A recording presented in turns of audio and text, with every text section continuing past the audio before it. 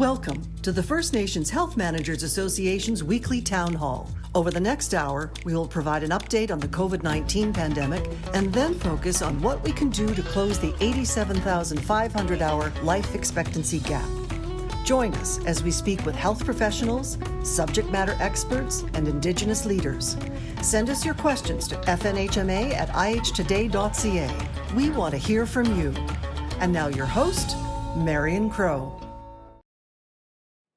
Tansei from the Nation Talk studio in Toronto, home of the Mississaugas of the Credit, the Haudenosaunee, the Wendat, the Huron, and many other diverse nations. It is an honor to bring you this final episode of the First Nations Health Managers Association Town Hall. You heard that I am Marion Crowe. I hail from Treaty 4 territory, Papa First Nation. I now get to live in the beautiful, unsurrendered and unceded territory of the Algonquin people in Ottawa. Thank you for getting your credible, reliable information here on the FNHMA town halls. Most of you who have been following along will know that we stopped talking about COVID for the whole hour. We're still giving you that reliable, credible information in this final town hall.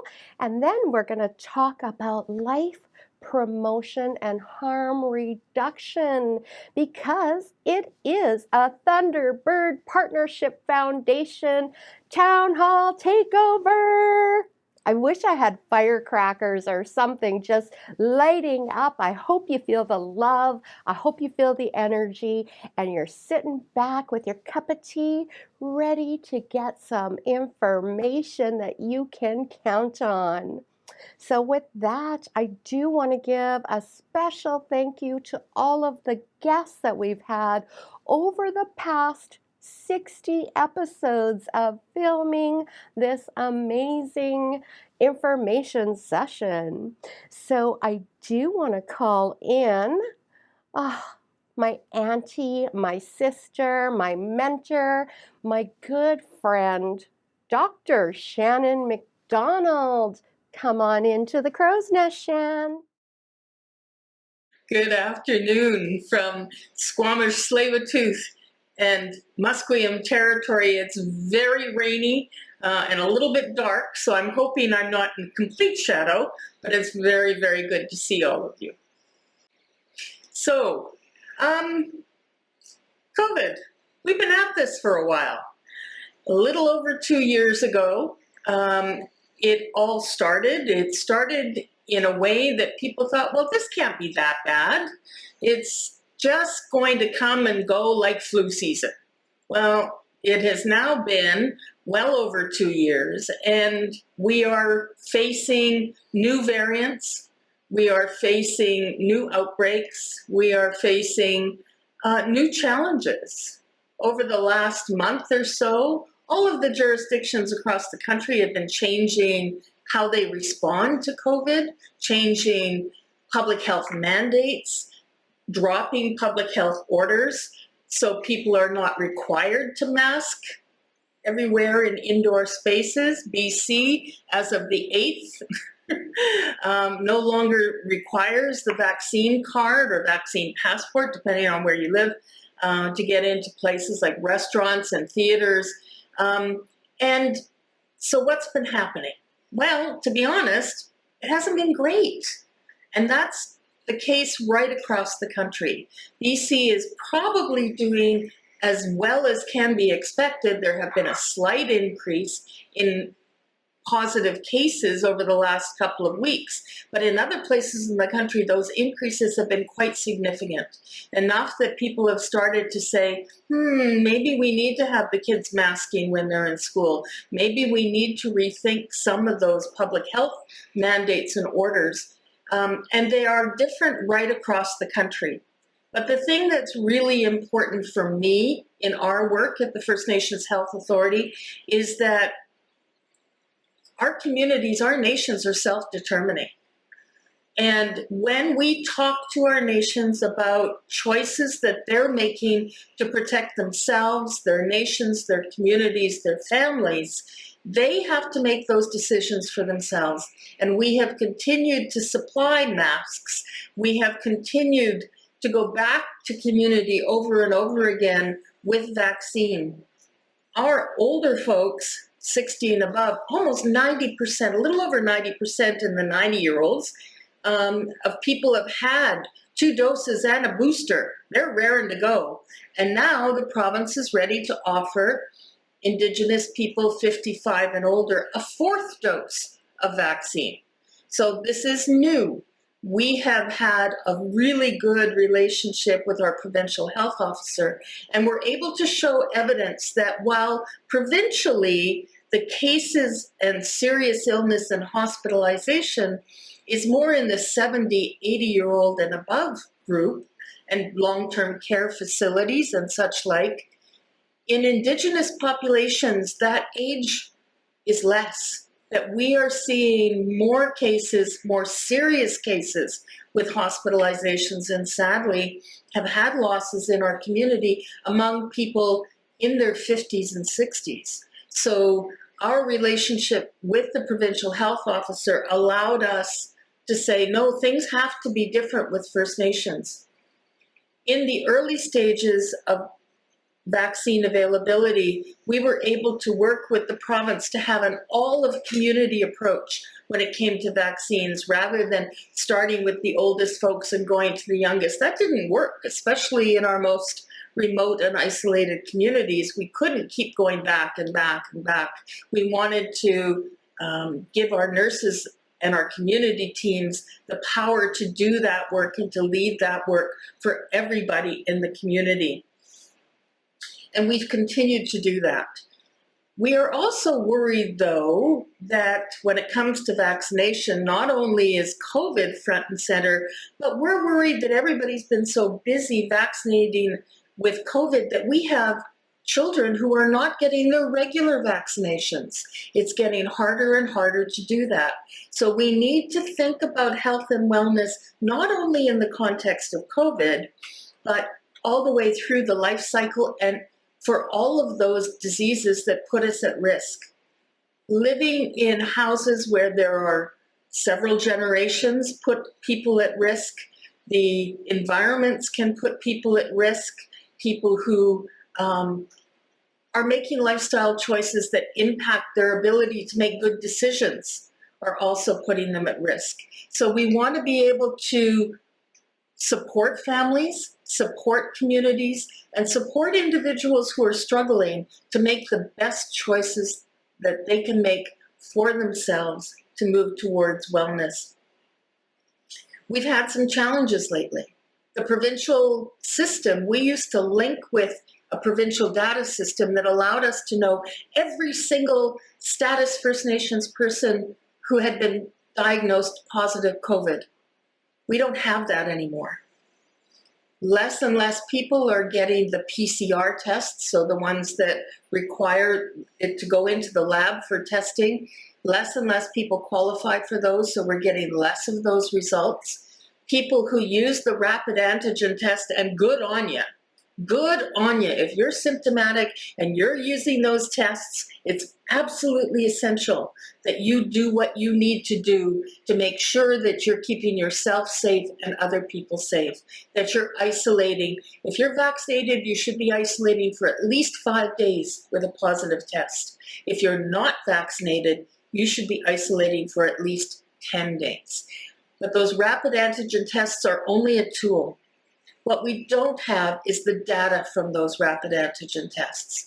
So we are counting on communities to be aware, to know that there is more and more cases happening in their community. If people are becoming seriously ill, that they're going for a PCR test so we can have that registered and they can qualify for medications that may help them during the symptomatic period. So there's still lots of work to do.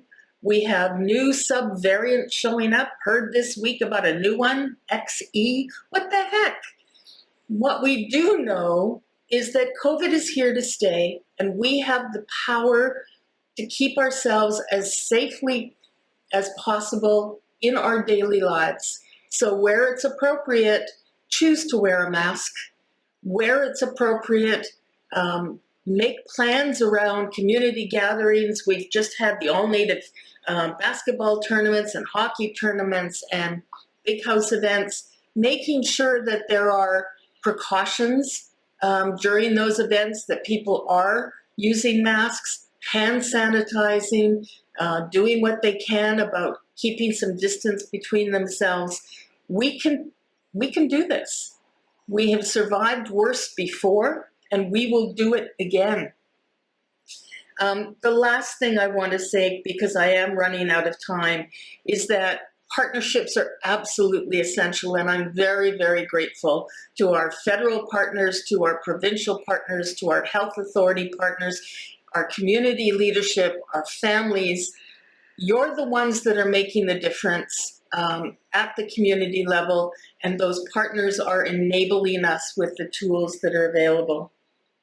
The other thing that I want to mention before my minute runs out is that we are battling two public health crises in BC, and one of them is the toxic drug crisis. We are losing more and more people. We are seeing younger people losing their lives to the toxic drug crisis, potential years of life lost, the magic that those people could have participated in terms of community wellness and moving forward. It's tragic. And we want everybody to be aware of what harm reduction is available in community, what supports are available in community, and taking care of each other with love and respect and honoring individuals in their struggle, because being beside them, behind them, and walking with them in their struggle is the best way forward. So thank you. Dr. McDonald, thank you so very much for being with us, for sharing those words of encouragement, and for reminding us of the tools we have to keep ourselves safe and protected.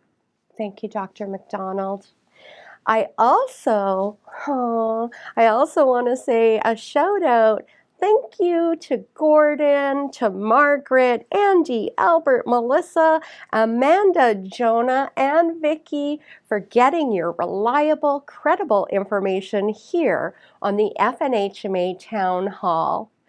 For those of you that might have a question for any of our amazing Indigenous women today, you can send those questions to fnhma@ihtoday.ca. And with that, I do want to take a moment so that we can watch this beautiful message from our partners, First Peoples Wellness Circle and the Thunderbird Partnership Foundation with the First Nations Health Managers. There's no such thing as an old addict. You either get clean or you die. I knew I needed to stop for my kids and my grandkids. There is hope, and there is people that do care and they do love you. I learned that our culture teaches something very powerful: compassion. Through acts of kindness and compassion, we find meaning in ourselves. I found connection. When we're connected, we're never alone. There's lots of bullying at the school that I come from. I ended up in a neck brace. I had a concussion. I got kneed in the back of the head. Sometimes things can get really bad and you think, oh, like there's no point of like being here. The support from people around you has a lot to do with the anxiety and depression. Because I'm different, a lot of people didn't understand. Through acceptance, we find belonging. What beautiful messages to keep us inspired, lifted. And if you want to share your story, please share it on soarabovestigma.ca. And you know who's going to help keep us soaring? That is our beautiful friend and partner, Dr. Carol Hopkins, Chief Executive Officer of the Thunderbird Partnership Foundation. Carol, come on into the crow's nest, and I'm passing our virtual torch to you. Greetings, relatives. Nojamendishnakaz Mainganandodem. My name is Mother Wolf, and I'm from the Wolf Clan. Lene Lenape Endau, Lenape Akingandonjba. I come from the Lenape Nation, otherwise known as the Delaware people, and I'm joining you from the Delaware Nation at Moraviantown in southwestern Ontario. I have to say thanks again, Marion, for inviting us back, and today we're talking about harm reduction is life promotion. You know, we talk about these ideas of harm reduction and life promotion often in separate and different discussions. But today, we're bringing both ideas together. And we're talking about them together because they both help us to think about how we ensure life all around us, amongst our relatives, and in our communities. These town halls have been telling us, and we know from research that shows on average, Indigenous people live 10 years less, or 87,500 fewer hours than non-Indigenous Canadians. That's a huge gap that we have to work together to close and to address. So harm reduction and life promotion can help. Most people think about those two things in different circles, as I said. And we think about life promotion often as connected to suicide prevention. And today, I want to ask you to expand your thinking about life promotion and create an opening through curiosity. Through your curiosity, what does life promotion have to do with harm reduction? I want you to think about that. That's what our show is about today. And I'll give you a hint. Life promotion is harm reduction, and vice versa. Harm reduction is life promotion. So I want you to think more about that. When I think about harm reduction, I think about honoring the sacred breath of life that has been given to us by the Great Spirit. Some of you might refer to that higher power as God. Some of you might refer to that person or that entity as the Creator. That's where our breath of life comes from, the ability to breathe and to continue living life. It's a sacred, spirit-endowed breath of life. And we want to raise an awareness about our collective responsibility to support that breath of life, especially for people who use drugs, who have the right to continue to live life. We're not talking about forcing people to make decisions around abstinence. We have no right.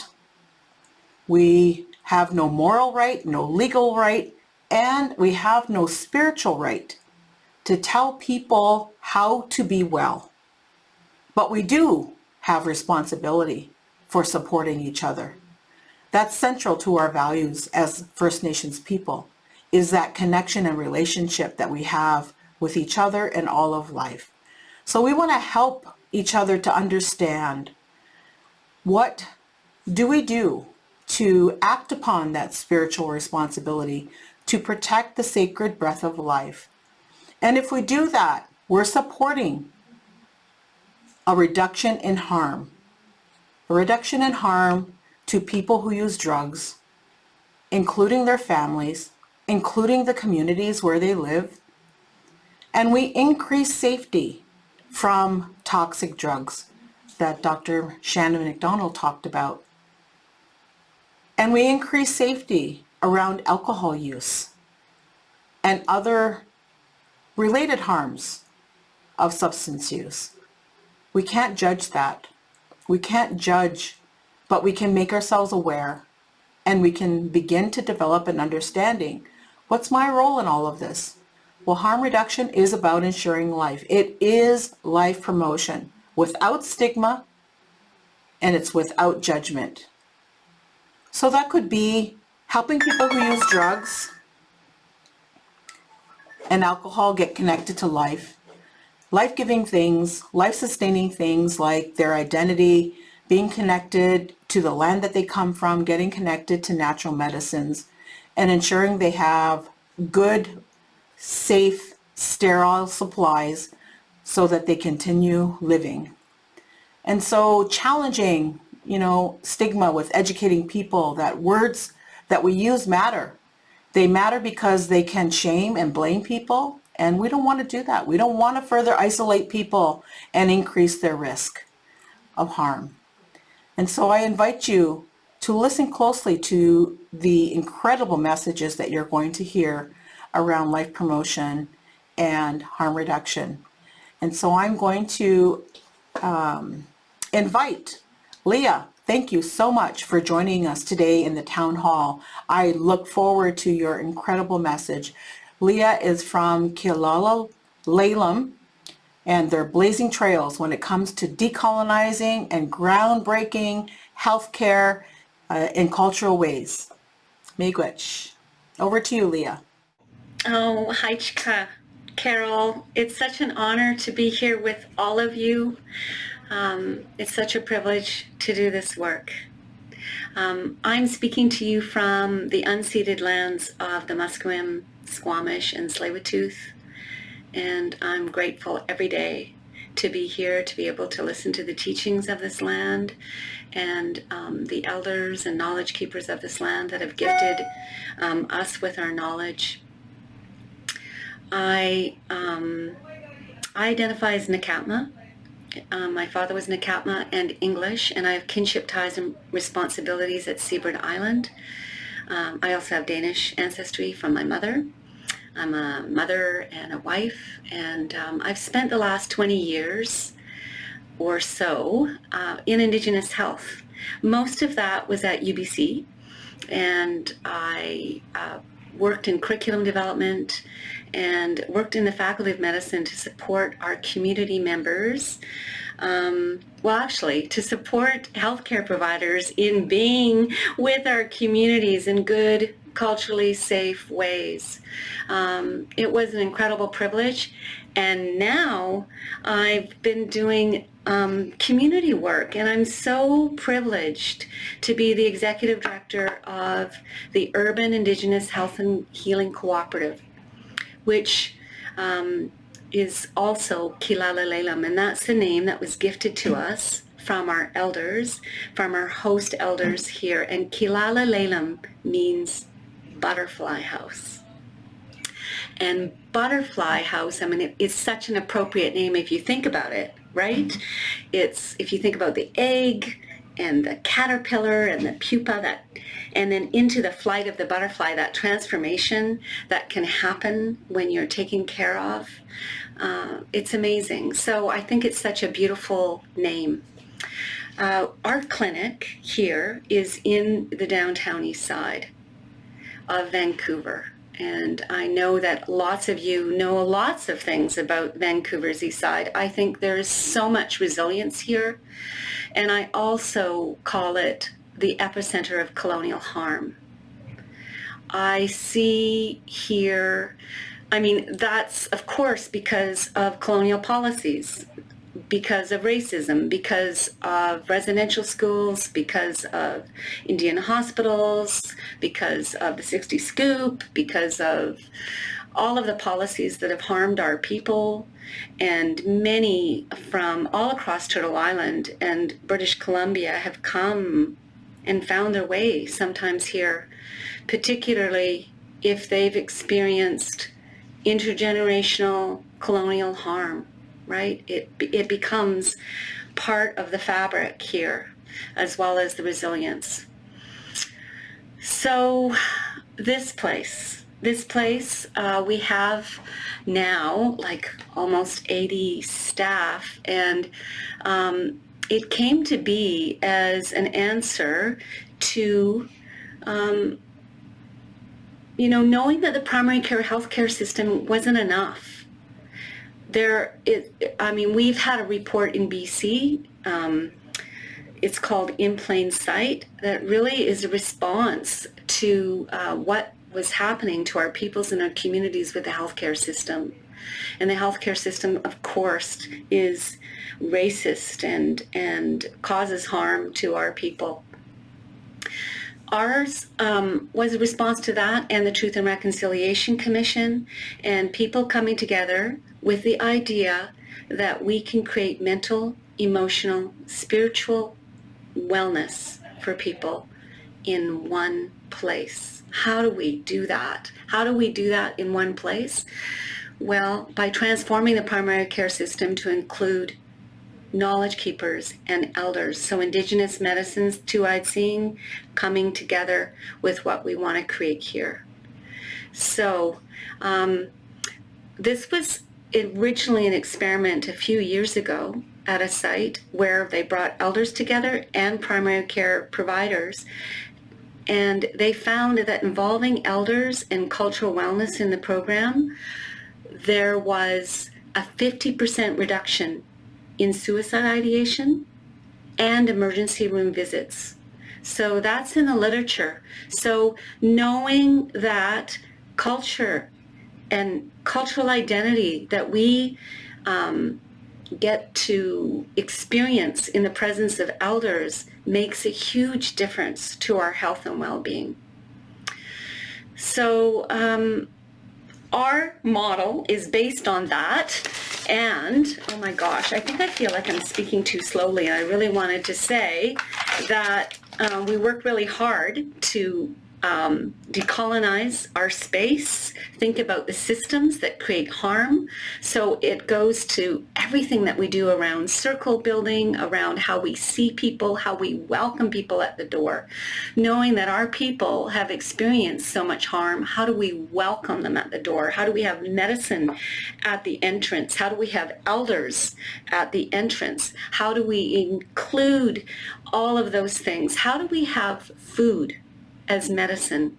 That, of course, we know that for our people, food is medicine. So there's food. We feed lots of people, but there's food even in the elders room. We know that that's an offering that we can have. We have a recent grant from Health Canada in the last 2 years, and it's specific to addressing the toxic drug supply. And our partnership, we wanted to see if our partnership with elders could actually reduce the harm.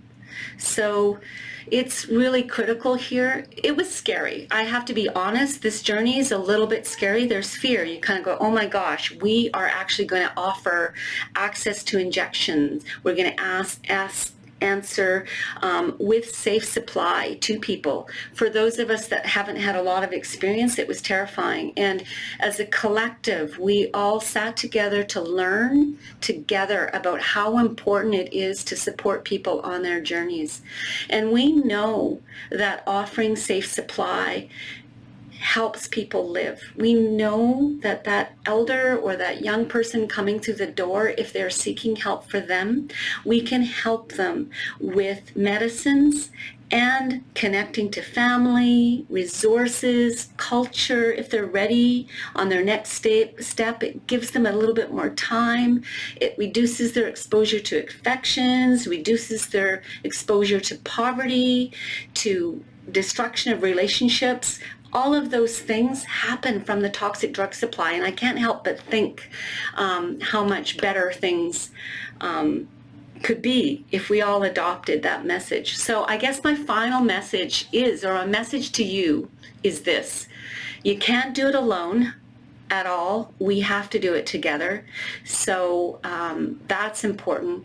And coming together to educate yourself as a community and as a family really helps so that you can respond in a good way.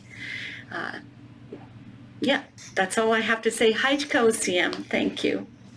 Thank you so much, Leah, for sharing your journey and for the incredible courage of the team and your partners to walk through that fear, not getting stuck there based on your own emotions, but facilitating a way through to ensure, again, that sacred breath of life. So thank you so much for sharing. If anyone has questions for Leah, she's going to stay on with us for questions and answers later in the program. And we heard Leah talk about the critical role of culture and elders. So I want to invite Elder Betty Clayton to join us, and she's going to share with us about her work and the cultural teachings and knowledge that she passes on to support people in living life well. Miigwech. Thank you so much, Dr. Carol. Thank you for inviting me on your program.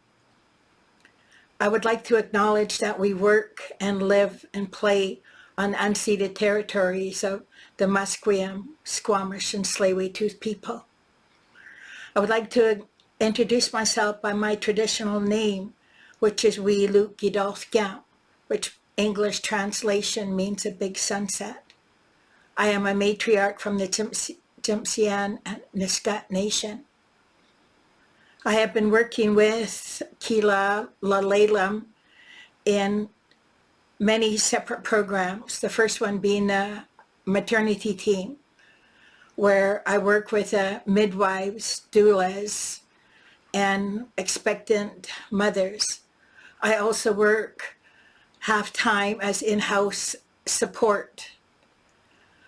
I also work on a team with other staff members that have the most amazing, unique spiritual and cultural gifts. And I'm very honored to be part of that team. I find that my work, not only on the maternity team, but with the in-house support work, I find that 99.9% of our members walking in through our front doors are dealing with some sort of intergenerational trauma from residential schools, the 60 scoop, and foster care. This trauma affects a person's whole life. It affects them emotionally, physically, spiritually, and mentally. The referrals come to me through our doctors, our nurses, the research team, different programs at our agency.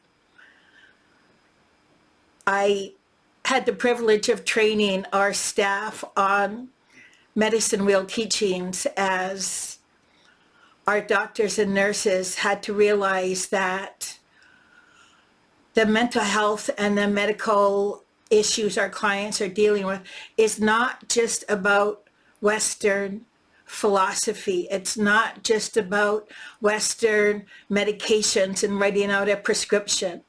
It's about balancing a person, restoring their spirituality and culture. And this is where myself and my team come in. I find that by using the medicine wheel teachings that's showing on your screen right now, because I was trained at the Nietzsche Institute quite some years ago. And what I had to first do at the Nietzsche Institute was heal myself first, so I can understand this training and be able to use this training on people I came in contact with. This medicine wheel teaching is medicine. And so what I'm going to do is walk you through the 4 colors of the medicine wheel. As you see, they're red, black, yellow, and white. And I'm going to talk about the first quadrant, which is red. And I had these medicine wheel flip charts professionally made quite some years ago, because I noticed there was a disconnect between our teachings from our Western culture. Nobody was seeming to understand or want to know about what can we provide cultural teachings. So I had these medicine wheel teaching flip charts professionally laminated, and I travel everywhere doing this training so people can understand it and they could start using it. So in the truth telling, in the emotional part, is usually on fire, because people are dealing with, when they tell their story, it's going to be some form of intergenerational trauma. It's going to talk about the fear, the grieving, the trauma, the hurt and pain, the suffering that they've been enduring, not just for one day or 1 week. We're talking year after year, generations of this abuse within the family. And so when you see this type of trauma going on, it affects the next quadrant, which is black. It's the physical quadrant. It affects it, and we have to acknowledge what it's done, what this intergenerational trauma has done to a person's physical body. We're seeing generations of it, why people are stuck in cycles of addiction, cycles of poverty, cycles of abuse, cycles of relationship breakup, suicides, why so many people are incarcerated, why we see such early death, why we see the increase of homelessness. And once they understand what has happened here in these first two quadrants, why people can get stuck there for generation after generation after 100 years of residential school trauma. And that's horrifying. That hurts me. It hurts me so much. And I do this training because people have to understand this is why we're seeing early death. This is why we're seeing multiple generations of extreme poverty. And I do this sort of teaching, especially on residential school, because even though I did not go to residential school myself, my husband did. His whole life, his whole childhood, and his whole teen years. And I could get emotional just talking about that. But I had to learn. I forced myself to learn about it, because being the matriarch of my family, I had to train our 4 sons, our 7 grandchildren. I had to train all my family members. It was so important. They had to understand this. And so now we're seeing a way to get them unstuck is by bringing them over to the yellow, which is spiritual and cultural. So if I can come in and do it and let them vent with me, let go, release that tension, tell your story. Every person's story deserves to be told, and it has to be. So while they're telling their story, I'm lighting my smudging. I carry medicine, and I do a smudging ceremony with every single one of my clients.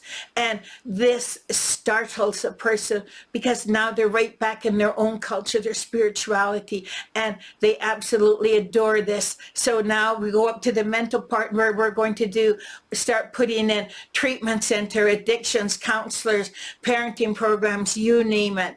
And so this smudging and medicine wheel teachings is medicine. And so what a person does to get back on the healing journey is learning how to forgive yourself for what you put yourself through. It wasn't your fault. It was not your fault. And so by doing ceremony with them and prayer is all part of a safety plan to address harm reduction and life promotion. We get to this stage where now we're doing ceremony with them. They're understanding how they got stuck, how bringing them to the culture and spirituality has now restored their spirit. They're now restored their spirit, and they're ready to do the work on themselves. It's an amazing process to witness. I see this with the women I work with on the maternity team. I see it one-on-one with the clients that come into my office, how our clients want a different change in their life. They want a better future. So they continue to come back to our office, and I'm so grateful for this. They want the ceremonies, they want the prayer, they want to meet with somebody that's going to listen to their story. So I am so honored to be working at Kalalalam, where we use our medicines, use our ceremonies to help our clients and to help promote their life. This is a life promotion by using harm reduction, spirituality, and culture. I thank you so much for allowing me to present this. All my relations. I hold my hands up to Elder Betty. Thank you so much for bringing together our own medicines, our own way of knowing, and our cultural practices to support people who are struggling through life, finding their way through your programs and services, through inviting them in. I just have that really beautiful image of people at the door inviting people in to a space that looks like them, that belongs to them, where they can be part of a community and feel welcome. Thank you so much for your words and for your teachings. For those of you who are joining us today, just remember that Leah and Elder Betty are going to be here for questions and answers, and you can send your questions to questions@ihtoday.ca. We've got the questions and answers coming up, but first we're going to show a short video. And it's a video that talks about wellness on the land, and it represents a service delivery model that Thunderbird created along with our partners. It's about connecting to land. From a national First Nations methamphetamine and opioid survey, we know that people who do not have a connection or belief in their culture and their own Indigenous identity, or who do not have a connection to someone that they can depend on, a mentor, someone who can be there to help them navigate life. When you don't have culture and you don't have relationships, 5 times more likely to be using methamphetamine or opioids in a harmful way. And so land makes a difference, culture makes a difference, relationships make a difference. Let's watch this short video.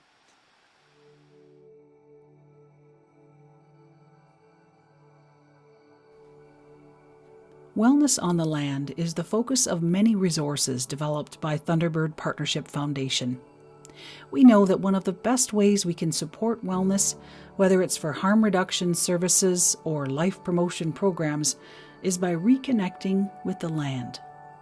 Throughout the pandemic, many First Nations treatment centers across the country have continued to provide substance use and addiction services in person when possible, or through virtual and telephone counseling sessions. What they've also been doing is operating and developing more land-based healing programs. Through a tool developed by Thunderbird called the Native Wellness Assessment, treatment centers have shown the true power of that land connection in real numbers. Since its inception in 2015, the Native Wellness Assessment has shown that time spent on the land boosts our wellness and sense of belonging by more than 20%. That happens every time you go hunting, fishing, gathering medicines or tanning hides, or just going for a walk. A land connection nurtures that good feeling of belonging, so critical to supporting our overall wellness. This connection to land also helps foster healthy habits. When people have a stronger connection to culture and community, they are less likely to use drugs. Life promotion, which is all about ways to support life, encourages people to strengthen their connection to land, community, self, and spirit. All this equips them to live a long and prosperous life. As you look at these images of the land, think about times you enjoyed being there. Maybe it was in the sugar bush, on top of a mountain, on the water, or in your local park. Think about the time when you had that aha moment, when you really felt connected to that space. You thought about your relationships. Maybe you thought about your ancestors and how they lived with the land. Maybe it's a place where you felt safe enough to be who you are. These are the same connections treatment centers facilitate to support healing and wellness. These connections are about our relationships to the land, ourselves, our families, communities, and ancestors. Harm reduction and life promotion are a way of life, Minnow Bamadswin, the good life. And a good life is built through belonging and relationship.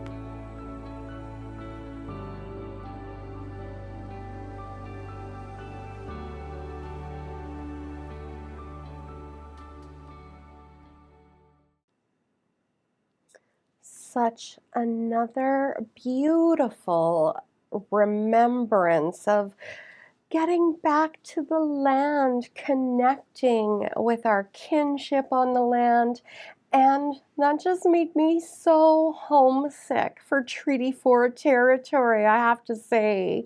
But let's dive right into our question box after I get an opportunity to lift these amazing women up. Let's get them all up on this screen. Dr. Shannon McDonald, Leah, Elder Betty, Carol, we all rise and stand with you and lift you up. Oh, such a powerful and impactful show. Elder Betty, I want to call you back into the crow's nest for a moment because there is a question for you from the inbox, Elder Betty, and we're curious if you wouldn't mind sharing with us, how do you and your other elders look at the evolution of street drugs, and how do you keep up with some of the pressures associated with, say, for example, the opioid crisis? What does that look like to you as an elder, Betty? Thank you for asking that important question. And I find that the programs that we run at our agency, we have weekly group staff meetings in our Hummingbird room where our doctors, our nurses come in and give us updates of what's out there, what's being distributed, what is the harm, what are the bad batches of drugs coming in. And so we're aware of this all the time. And I'm so relieved that our doctors and nurses, our research team, the referrals coming from different programs, they're aware of what our clients are going through. And so even though they are on prescription drug, could be temporary, could be, I don't know. I don't judge them. I welcome them into my office, even if I have to carry them on my shoulder. I see the people waiting in our waiting room, and I take them into my office and we will have a ceremony, and I let them cry. I let them do everything. And now is the time to be honest. They have to be honest with what's going on. And if they're ready, we are there ready with them also to promote wellness, to have our resources ready, our supports ready. It isn't anything to fear. When our clients come in, they come on a level, we have to bring them to a level of acceptance. And they see this when I do the medicine wheel teachings with them. And I love seeing this, their aha moment they have when they see it on the wheel, when they hear it in our prayer, when I just repeat back the story they told me, except now I'm asking the Creator to take over for me, to remove this sickness, to restore their spirituality, restore their culture. And it's the most amazing process. And everybody's so different. So nothing is harmful, nothing is worrisome. It's all spiritual and it's all cultural. And I'm so thankful to be able to do this work. I hope that has given some sort of answer to your question. Elder Betty, such wise words to share with our listeners, our viewers, and just a personal thank you for your commitment in harm reduction. You're going to make me cry now, but let's save the tears for another day. Don't want to have my face dripping down my white blazer. So Thank you. Thank you for laughing with me. Because I too get emotional, and I have this best support system. but because it's spiritual and culture, and I don't know any other way to walk in this life. My life is spirituality and culture. And so this is what helps me a lot, despite the fact I get emotional a lot. Well, thank you for bringing that emotion and that commitment with you. Carol, come back into the crow's nest. I have a question for you. One of our one of our viewers is asking, how do we start harm reduction activities in our nation? What would be some steps to take to undertake more wellness? Well, the most immediate thing that we can do is to educate ourselves, inform ourselves, so that we don't go and start asking a lot of questions and place all of the responsibility on someone else to take care of our learning. Do the learning yourself. There's lots of resources out there on stigma-free language.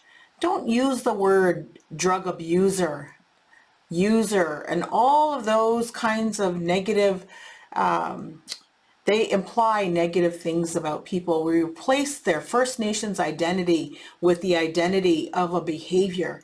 That's not our way. We are First Nations people. We will always be First Nations people, no matter how we behave. So it's always people first in our language. People who use drugs, people who need relationships and connections. So that's the next thing. When you educate yourself, is go out and make a connection. A smile, a nod, a greeting is so meaningful and important. To see people and validate their presence and their existence. A simple act of kindness is really important. And then offering, in the community, if you have availability of resources, people are hungry. They need food. Sometimes our food support programs in our communities, they have way too many barriers. We want to ask all kinds of questions to understand that population. That's none of our business. People just need food. Create barrier-free access to food so that they can continue living life.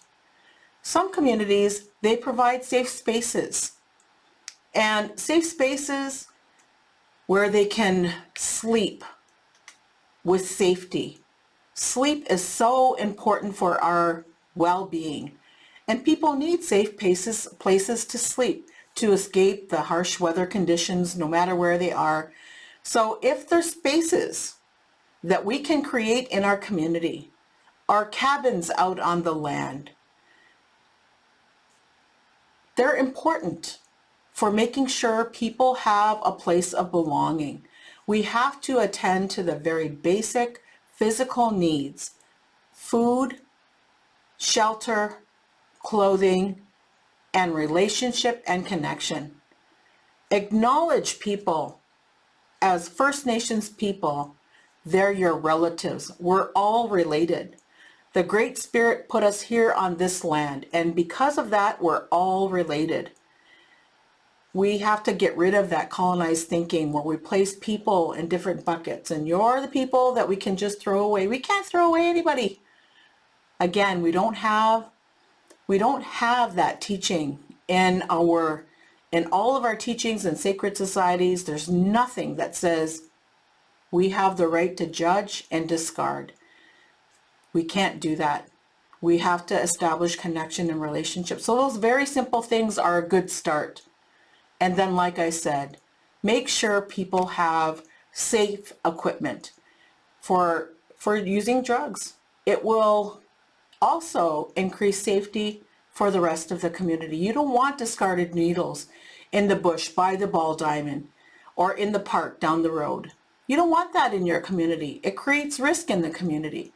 So provide a safe place for people to get access to sterile, clean equipment, and create a safe place for them to pick that up and to discard it. Simple activities. Use your language. Connect to people through your language. I said, when I started, Wewena Bojo. Wewena Bojo is the original man that was lowered to the original human being that was lowered to this earth from the Great Spirit.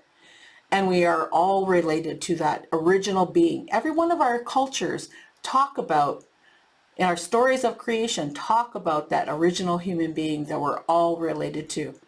Just that word connects us. Wewena Bojo.